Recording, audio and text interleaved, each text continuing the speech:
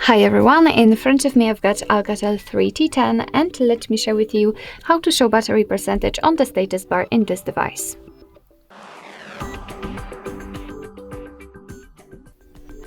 So if you've got only the battery indicator and if you'd like to be able to check the exact percentage of the usage of the battery on the status bar, just like I have, I've got it inside the battery icon.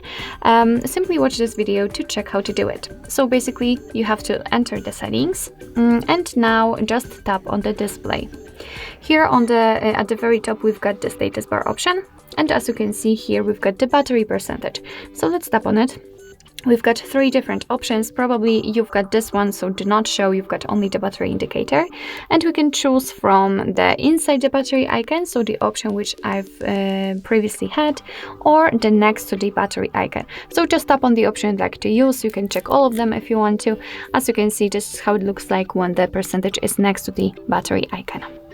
So basically that's all. This is how to show the battery status, the battery percentage on the status bar in your ALCATEL 3T10. Thank you so much for watching. I hope that this video was helpful, and if it was, please hit the subscribe button and leave the thumbs up.